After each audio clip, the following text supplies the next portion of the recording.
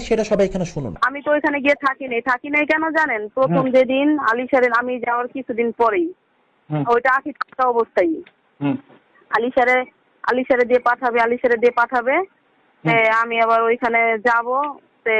ওই দিন আবার দেখি কি ঝগড়া ওনাদের মধ্যে, ঝগড়া মানে ঝগড়া কি নিয়ে যত সম্ভব একটা মেয়ে বানাইছে আর কি, সেই নিয়ে ঝগড়া। তার মধ্যে আবার আলিশারে পাঠাবে, সেখানে আবার ও তিশা আমারে সতর্ক করে দিতেছে যে ওনার চরিত্র ভালো না, কিন্তু আমার মেয়ের যথেষ্ট পরিমাণ ভালোবাসে ঠিক আছে, কিন্তু ওনার চরিত্র ভালো না, যার জন্য আমার আলিশারে আমি ওইখানে দিয়া এটা কারে বলছে?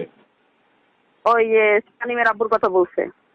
যেখানে তোমাদের মেয়ে মানে তুমি তার আব্বু বলে ডাকো, তাহলে সেক্ষেত্রে আলিশা ওনার নাতিন, নাতিনের দিয়ে যদি তুমি সাহস না পাও, আমি একটা মেয়ে আমি চিনি না জানি না, আমি সেখানে গিয়ে কিভাবে সেফটি থাকি?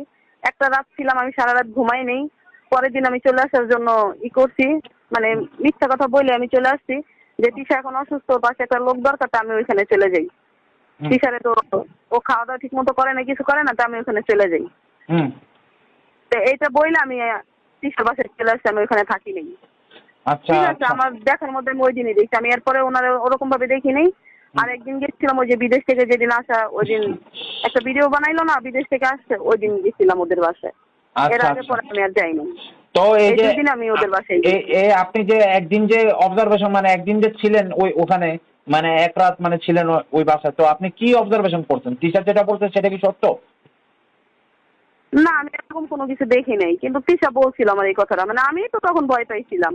হ্যাঁ, বুঝতে পারছি। মেয়ে মানুষ, আমার তো একটা সেফটির ব্যাপার আছে। হ্যাঁ, অবশ্যই যেখানে ছোট্ট বাচ্চার কোনো সেফটি নেই সেখানে তো একজন আপনি তো যথেষ্ট বড় মানুষ, আপনার তো সেফটির একটা ব্যাপার সবার থাকতেই পারে, অবশ্যই। বন্ধুরা ঠিকই তো বলেছে মুক্তা আপু, তাই না? যেখানে কিনা আলিশা একজন ছোট্ট কুটু পাখি, একটা সন্তান, ছোট্ট একটা বেবি, তার যেখানে কোনো নিশ্চয়তা নাই, তখন মুক্তা আপু তো মোটামুটি অ্যাডাল্ট একটা মানুষ, তাই না? বন্ধুরা মুক্তা আপু সেই বাড়িতে এক রাত থেকেই কোন রকম একটা মিথ্যা সুতা দিয়ে চলে এসছে। কিন্তু আমার কাছে টিস্যু বাবার একটা প্রশ্ন, তুই যে বাবাকে নিজে বলছিস যে চরিত্র ভালো না, সানেমের বাবার চরিত্র খারাপ, লুচ্চা, সেখানে আবার ও তিশা আমারে সতর্ক করে দিতেছে যে ওনার চরিত্র ভালো না, কিন্তু সেই লোকটাকে তুই এবার কিভাবে ক্যামেরার সামনে নাটক করে আব্বু আব্বু বলে ডাকছিস, যখন কিনা লোকটাকে তুই দেখতেই পারিস না। আজকে আব্বু আম্মু এত বাজার করলো আমাদের হচ্ছে আব্বু আম্মুর সাথে যাচ্ছি, মনে হচ্ছে যখন আব্বু আম্মু বাজার করতো আমি মাঝে আব্বু আম্মুর সাথে যেতাম, আব্বু আম্মু বাজার করবে। বন্ধুরা এখন দেখুন, এই ভদ্রলোককে কোন রকম কোন আন্দাজি ব্লেম আমি দিব না, বাট টিস্যু ব্যাপারকে যতটা আমি চিনি, ও কিন্তু কোন রকম কোন সত্য কথা কখনো বলে না। বন্ধুরা আমাকে নিয়ে আঁকি কিনে যে টাইপের কথাবার্তা বলেছে শুনেছেন না সবাই? তুই যে আখির বাসায় যে ধরা খাইছিলি ওই কাহিনীটা